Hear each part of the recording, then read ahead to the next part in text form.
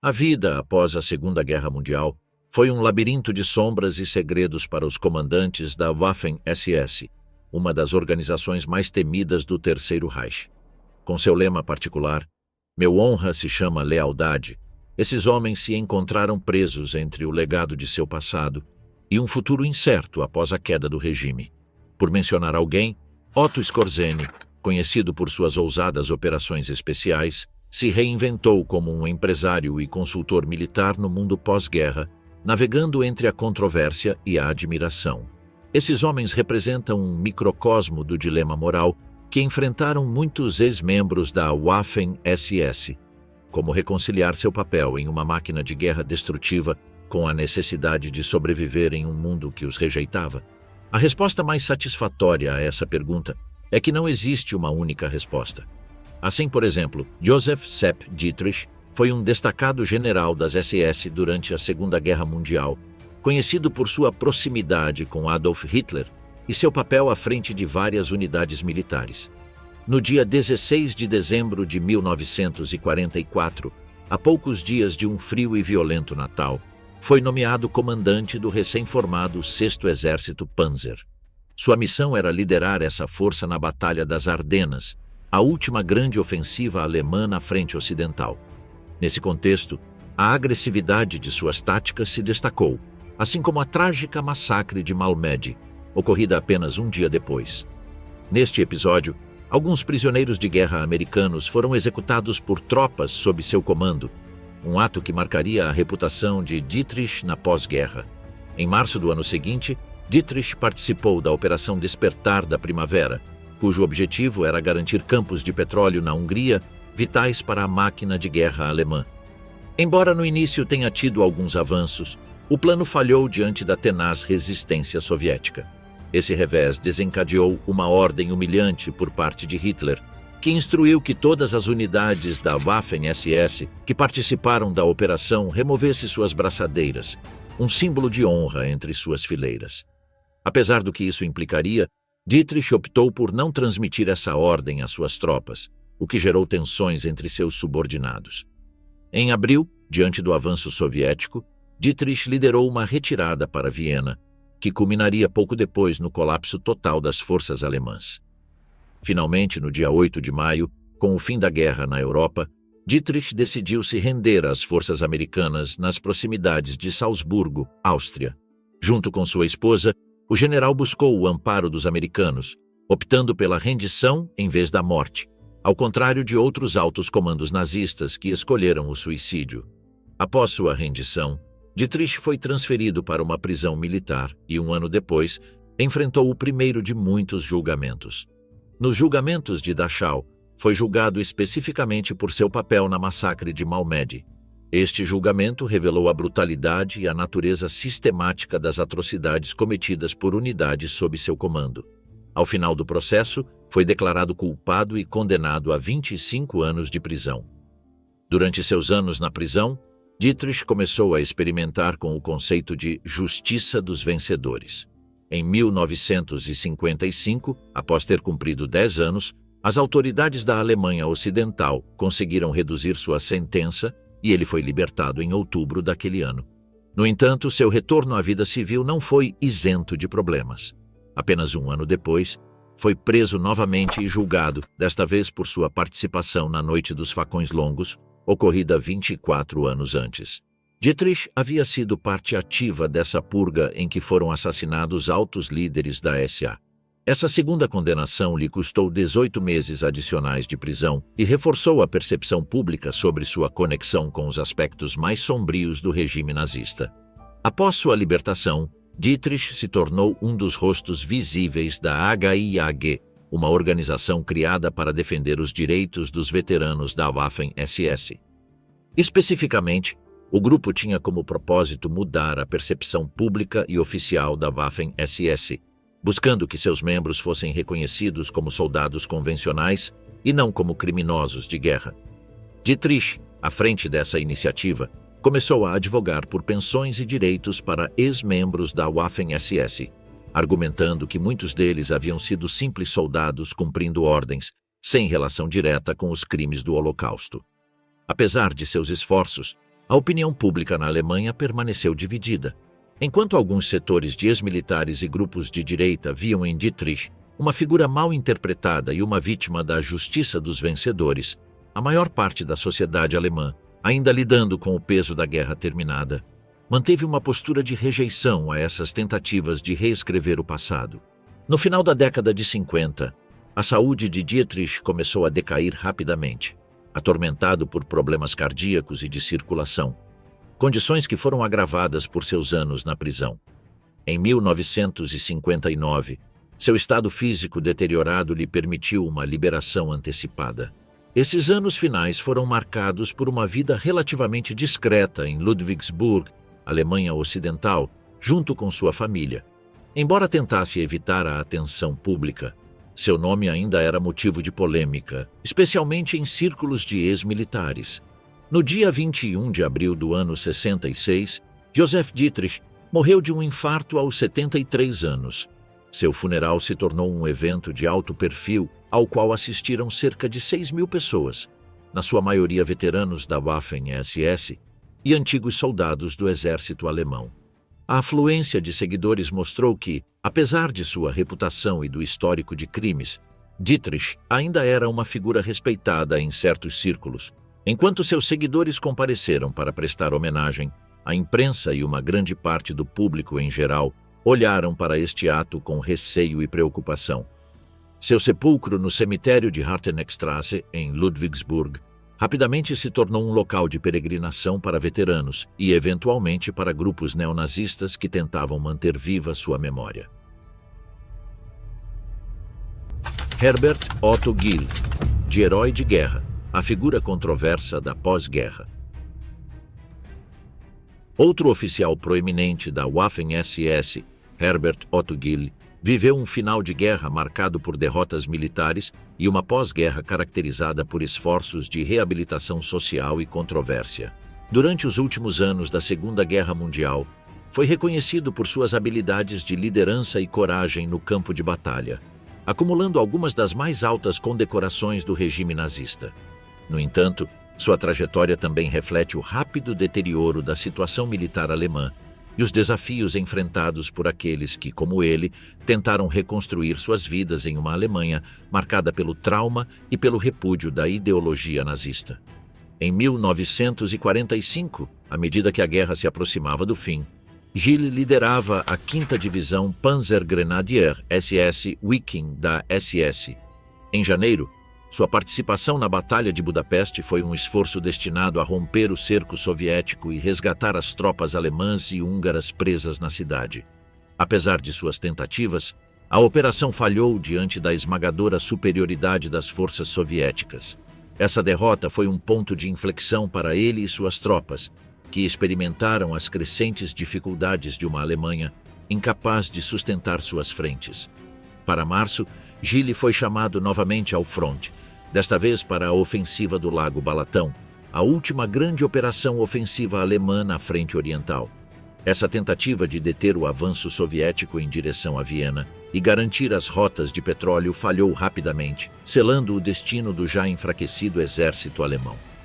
Um mês depois, sua situação e a de suas tropas era desesperadora, com a ofensiva aliada avançando pelo oeste e as forças soviéticas cada vez mais perto pelo leste, a possibilidade de uma vitória alemã era inexistente. Nos últimos dias da guerra, a 5ª Divisão Panzergrenadier SS Wiking se encontrava cada vez mais isolada e desmoralizada, e a rendição se tornava inevitável. No dia 8 de maio, a Alemanha assinou a rendição incondicional e ele se entregou às forças americanas na Áustria, marcando o fim de sua carreira militar. Após ser capturado, foi transferido para um campo de prisioneiros de guerra, onde, como muitos altos oficiais da SS, foi submetido à investigação. Sua posição como oficial de alto escalão da Waffen-SS o colocou no centro do escrutínio, dado o papel que essa organização havia desempenhado em crimes de guerra.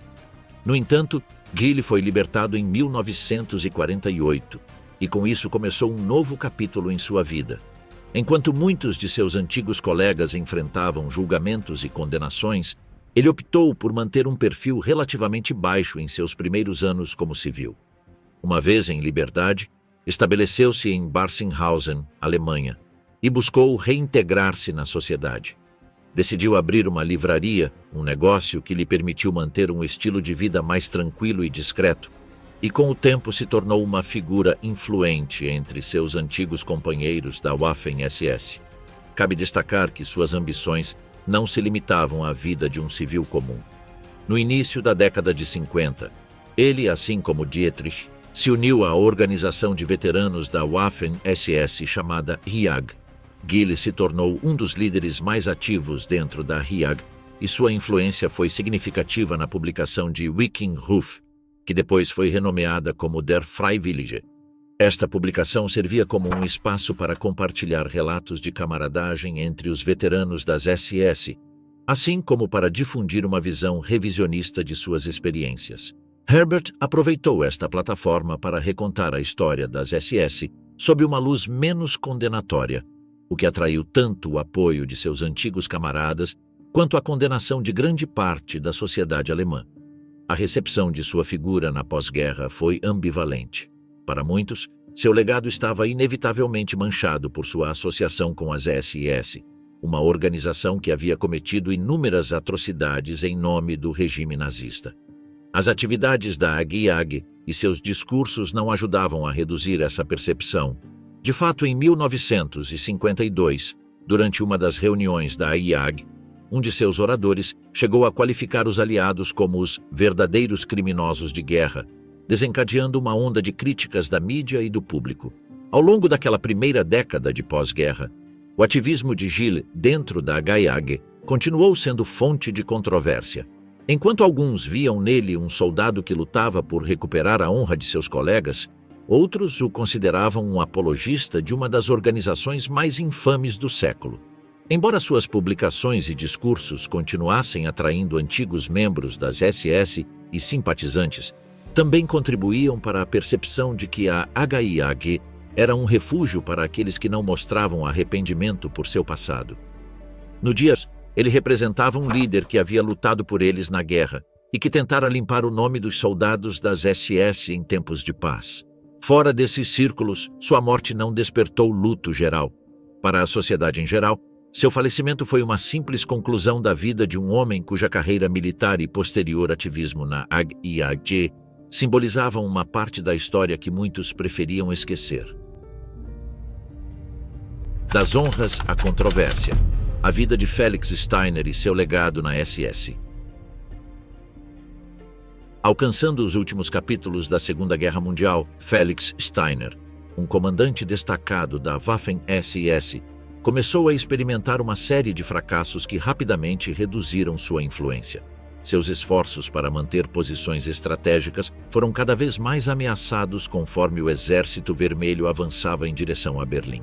Naquele momento, estava no comando do 11º Corpo Panzer SS, uma unidade que, em teoria, deveria atuar como um bastião defensivo-chave dentro do grupo de exércitos Vístula, encarregado de conter o avanço soviético em direção a Berlim. No entanto, a realidade era menos encorajadora. Esse exército mal existia nos papéis, com recursos limitados e soldados mal armados ou até mesmo fictícios. A urgência e a desesperança do alto comando alemão para deter as tropas soviéticas contrastavam com a inoperância logística e humana de um exército que, a todas as luzes, era incapaz de cumprir tais ordens. No dia 21 de abril de 1945, enquanto Berlim estava sob cerco, Hitler convocou uma reunião no Führerbunker. Lá, ordenou a Steiner que executasse um contra-ataque que poderia mudar a situação na capital. No entanto, ele, sabendo a magnitude da missão, informou que suas tropas não contavam com o número nem os recursos necessários para cumprir o objetivo. Este ato de desacato, embora inevitável, significou uma ruptura direta com as expectativas e a visão de Hitler sobre a realidade militar naquele momento, em que ainda acreditava na possibilidade de uma vitória, ou ao menos de uma defesa mais prolongada. No dia seguinte, reiterou em uma conferência de situação que não poderia cumprir as ordens dadas.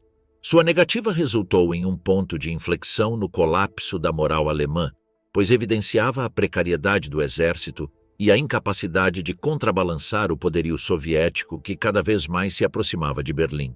Nos dias seguintes, enquanto as forças russas avançavam e o caos em Berlim aumentava, o controle de Félix sobre o exército que comandava se diluiu quase por completo. Em maio, foi capturado pelas forças aliadas após a rendição de seu país. Dada sua posição de alto comando na Waffen-SS e sua participação em várias operações, foi sujeito a uma investigação sobre possíveis crimes de guerra. No entanto, apesar de sua posição e de algumas acusações contra ele, não foram encontradas provas conclusivas que o vinculassem às atrocidades cometidas sob o regime nazista, e 3 anos depois foi liberado de sua detenção. Após sua libertação, Steiner estabeleceu-se na Alemanha Ocidental, especificamente na Baviera. Sua vida na pós-guerra refletiu a dualidade de muitos ex-oficiais da SS, que tentaram refazer suas vidas apesar do estigma social e das limitações impostas por seus antecedentes. Embora mantivesse contato com antigos colegas e círculos militares, levou uma vida discreta em comparação com outros ex-membros do nazismo que buscavam reconhecimento público. Apesar de seu passado, em 1953, ele foi recrutado pela CIA como parte de uma estratégia que implicava a criação da Sociedade para Estudos de Defesa, uma instituição que pretendia integrar os conhecimentos militares de antigos oficiais no processo de rearmamento da Alemanha Ocidental. Esse enfoque pragmático refletia o interesse dos Estados Unidos em rearmar a Alemanha como aliado contra a expansão soviética. Embora essa decisão gerasse controvérsia, seu conhecimento em questões de estratégia militar era útil para o Ocidente no contexto da Guerra Fria. Nas décadas seguintes, Steiner se voltou para a escrita, publicando vários livros sobre as Waffen-SS, nos quais defendia a atuação de seus membros sob uma perspectiva de coragem militar. Suas publicações, entre elas Die Freiwilligen der Waffen-SS, Idee und Opfergang, disponível desde 1958, e Die Armee der Geächteten, lançada 8 anos depois, caracterizavam-se por um tom apologético que buscava limpar a imagem da SS, enfocando seus feitos militares e minimizando seus vínculos com as atrocidades cometidas durante o regime nazista. Essas obras geraram críticas na sociedade alemã, dividindo opiniões entre aqueles que o viam como um soldado leal a seu país e aqueles que consideravam que ele tentava reescrever a história para justificar ações desumanas. A verdade é que pouco se sabe sobre a vida familiar de Steiner após a guerra. Ele estava casado e tinha filhos, embora estes mantivessem um perfil baixo, possivelmente tentando evitar a atenção midiática que sua associação com o passado nazista poderia trazer. A família enfrentou, de alguma maneira, o estigma ligado à sua pessoa, embora ele buscasse limitar sua exposição pública e se concentrar em suas publicações e atividades relacionadas a círculos militares restritos das Waffen-SS. Mas para muitos na sociedade alemã e no contexto internacional, seu falecimento passou despercebido, refletindo o desejo da sociedade de se afastar da memória do regime nazista. Ele foi enterrado em um cemitério em Munique, em uma cerimônia discreta que evitou atrair a atenção pública. Seu enterro não provocou maiores controvérsias. Nos anos posteriores à sua morte, seus escritos e seu legado foram revisados por estudiosos e analistas que debateram a tentativa de Steiner de justificar as ações da SS sob uma perspectiva militar. Hauser e a Batalha de Normandia, fracassos que selaram o destino do Terceiro Reich. Os últimos dias de Paul Hauser, general destacado das Waffen-SS, refletem o ocaso de sua carreira militar em um momento crucial para o Terceiro Reich. Desde sua liderança em diversas batalhas até sua queda em desgraça no final da Segunda Guerra Mundial, sua vida ilustra o impacto das decisões militares no contexto de um conflito global. Durante a Segunda Guerra Mundial, foi um dos comandantes militares destacados no seio das Waffen-SS e participou de operações-chave na Frente Oriental. No dia 28 de junho de 1944, após a morte de Friedrich Dollmann, foi nomeado comandante do 7º Exército, encarregado de defender a região da Normandia frente à invasão aliada.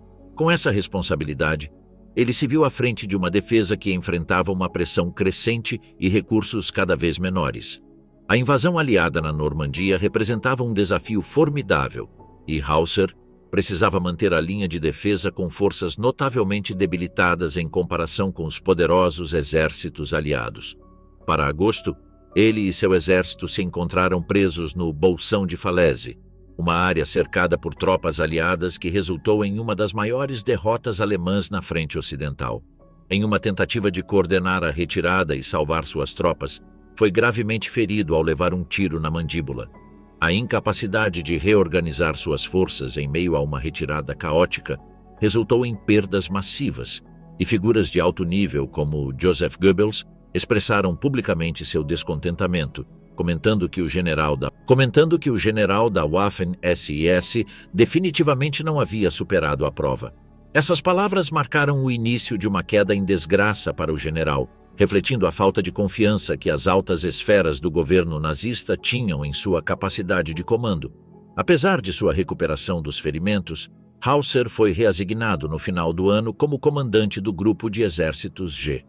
No entanto, este novo cargo teve pouco impacto real no curso da guerra, pois a frente alemã continuava desmoronando sob a pressão combinada das forças aliadas e do Exército Vermelho.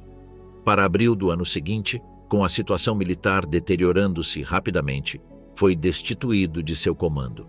A guerra na Europa estava chegando ao fim, e os fracassos no campo de batalha e o avanço irreversível das tropas aliadas marcavam o epílogo de sua carreira.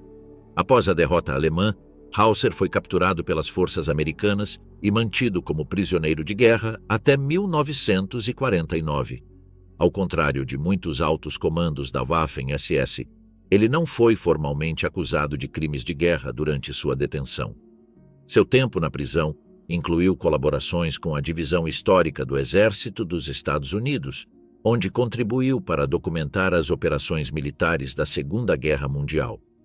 Isso lhe permitiu manter-se envolvido em questões militares e compartilhar sua experiência sobre o conflito, embora a partir de uma posição bastante restrita e sob supervisão. 2 anos depois, após sua libertação, uniu-se a um movimento que buscava redimir a imagem das Waffen-SS. Naquele ano, foi um dos membros fundadores da HIAG, a qual também pertenciam Dietrich e Steiner. Como porta-voz desse grupo, argumentou que as Waffen-SS haviam sido uma força militar legítima, insistindo que os soldados que pertenciam a essa organização não eram criminosos, mas combatentes em igualdade de condições com qualquer outro soldado. Hauser escreveu vários livros nos quais defendia o papel militar das Waffen-SS. Uma de suas obras mais conhecidas, Waffen-SS em Ação, foi publicada em 1953 e buscava reivindicar a figura do soldado da Waffen-SS como alguém igual a qualquer outro. Seu discurso argumentava que sua função na guerra havia sido puramente militar e não política, o que gerou amplas críticas entre historiadores que destacavam a cumplicidade das Waffen-SS nos crimes do regime nazista. Esse intento de reescrever o papel da organização foi motivo de debates, e seus escritos contribuíram para a narrativa revisionista que se propagou em alguns círculos da pós-guerra. Durante seus últimos anos, Paul viveu na cidade de Lud, incluía declarações de apoio para facilitar a estabilidade política da jovem Alemanha Ocidental. Paul Hauser faleceu no dia 21 de dezembro do ano 72, em Ludwigsburg, aos 92 anos. A notícia de sua morte gerou reações encontradas na sociedade. Para certos círculos de ex-combatentes e simpatizantes de direita, foi lembrado como um soldado honroso. Para outros, em contrapartida, seu papel nas Waffen-SS e seu ativismo posterior em prol de uma revisão histórica favorável à sua organização eclipsavam qualquer mérito militar. A cobertura midiática de sua morte sublinhou os aspectos controversos de seu legado e a ambiguidade de sua posição dentro do espectro de figuras associadas ao nazismo. Sua tumba no Waldfriedhof de Munique se tornou um ponto de interesse para aqueles que estudam as complexidades da memória da Segunda Guerra Mundial. A queda de Panzer Meyer, captura, julgamento e o legado de um comandante SS. À medida que se aproximava o final da Segunda Guerra Mundial, Kurt Meyer, também conhecido como Panzer Meyer, experimentou uma queda em desgraça que se refletiria em sua captura, julgamento e legado posterior, marcado por sua habilidade militar e por crimes de guerra que mancharam seu histórico.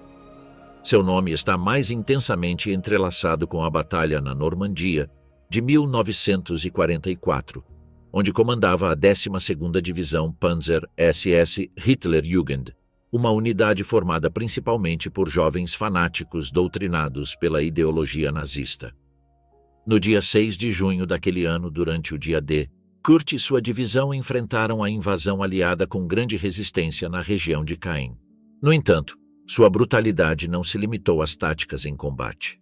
Durante os 2 dias seguintes, ordenou a execução de prisioneiros de guerra canadenses na abadia de Ardennes, um ato que mais tarde seria crucial em seu julgamento por crimes de guerra.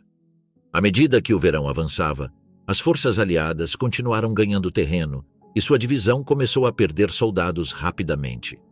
Para meados de agosto, sua unidade havia sido reduzida a aproximadamente 1.500 homens devido às constantes baixas e, finalmente, ele se viu obrigado a recuar para a Bélgica.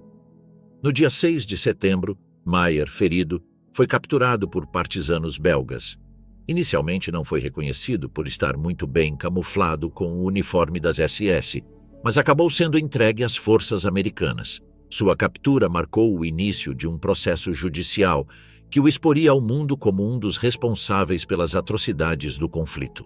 Foi levado a diferentes campos de prisioneiros até que, em dezembro do ano seguinte, enfrentou um julgamento por crimes de guerra perante um tribunal militar canadense em Aurich, Alemanha. Entre os encargos que enfrentava, o mais grave era a incitação às suas tropas para não dar quartel e a ordem direta de executar os prisioneiros canadenses na abadia de Ardennes. O julgamento foi intensamente seguido pela opinião pública, especialmente no Canadá, onde o incidente havia despertado grande indignação.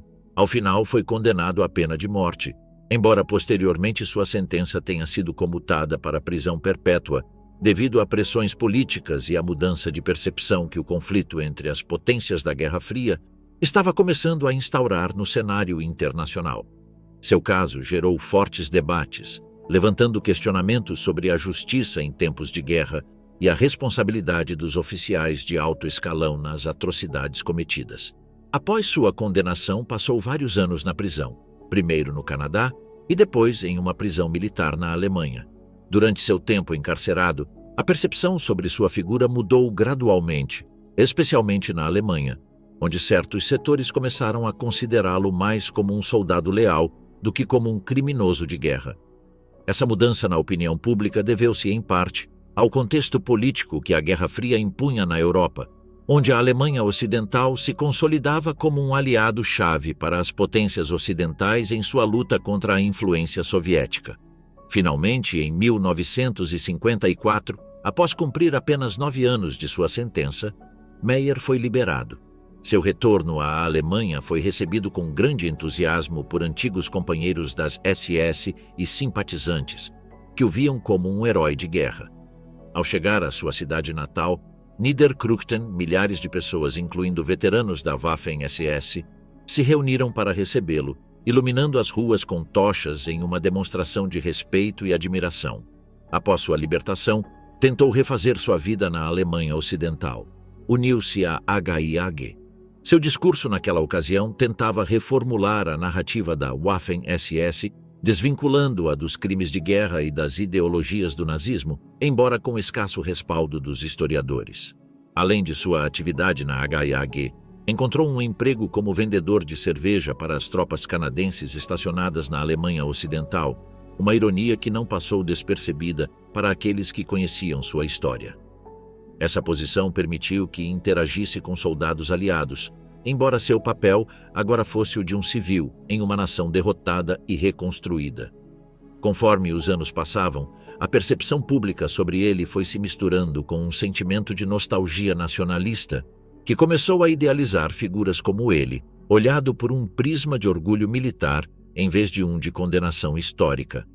Contrário ao que se esperava, essa tentativa de reformular sua imagem foi duramente criticada por aqueles que não esqueciam os massacres e os abusos perpetrados sob seu comando.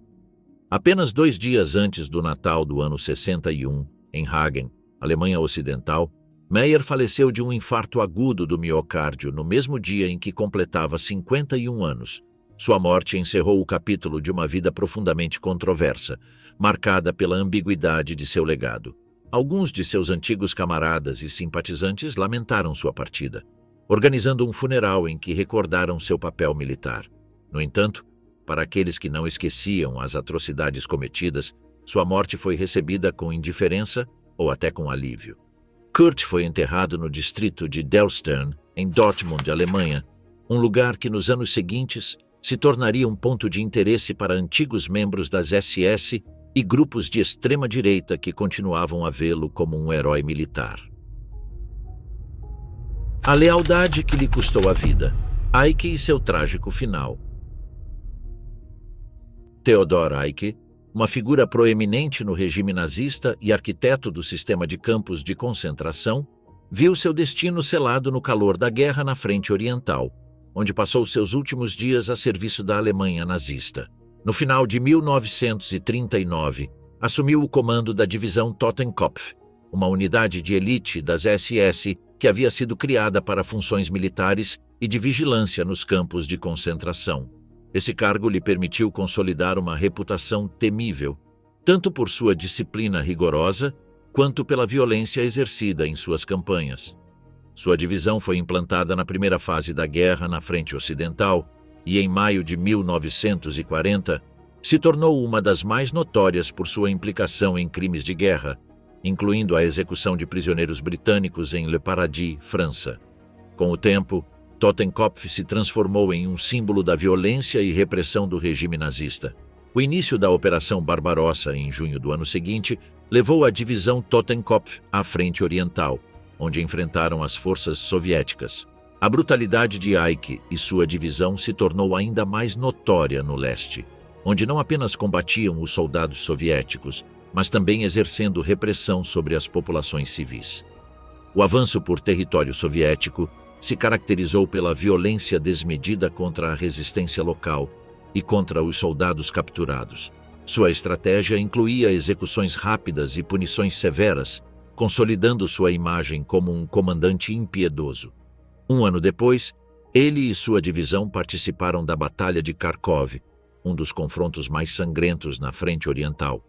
A batalha, disputada em condições extremas, se tornou um ponto de inflexão, não apenas pelas enormes perdas de ambos os lados, mas também porque os métodos de Eicke continuavam a gerar temor tanto entre seus próprios soldados quanto entre os inimigos capturados. Ele, conhecido por sua natureza implacável, não hesitava em punir severamente seus subordinados ou qualquer um que mostrasse fraqueza. Sua vida teve um fim abrupto em fevereiro de 1943, durante a Terceira Batalha de Kharkov.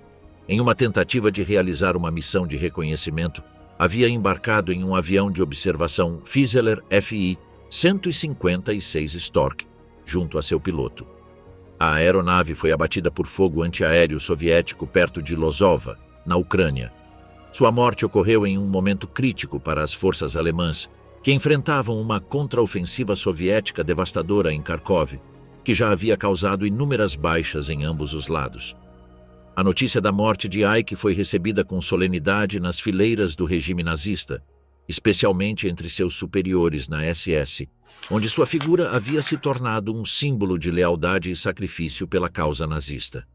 Para as tropas alemãs no front, a perda de um comandante de seu calibre foi sentida de maneira palpável, embora seu nome ficasse associado não apenas ao valor militar, mas também aos horrores cometidos sob seu comando.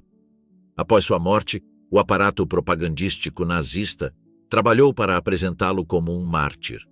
Sua contribuição ao regime, tanto nos campos de concentração quanto no campo de batalha, foi exaltada, e seu nome foi dado a um regimento da divisão Totenkopf em sua honra. Os comunicados oficiais o descreviam como um homem leal, cujo sacrifício na frente oriental era considerado uma demonstração de sua devoção a Hitler e aos ideais do Terceiro Reich. No entanto, fora da bolha propagandística, o nome de Theodor já estava manchado pelos crimes de guerra e abusos sistemáticos que perpetrara durante sua carreira. Com a queda do regime nazista, o legado de Eiche se tornou um ponto de análise para os historiadores. Embora ele mesmo não tenha enfrentado as consequências da pós-guerra, dado que morreu antes do fim do conflito, seu papel na administração de campos de concentração e seus métodos de controle impiedosos foram examinados nos julgamentos de Nuremberg. As SS, das quais sua divisão Totenkopf era uma extensão direta, foram declaradas uma organização criminosa e muitos de seus integrantes enfrentaram julgamentos por crimes de guerra.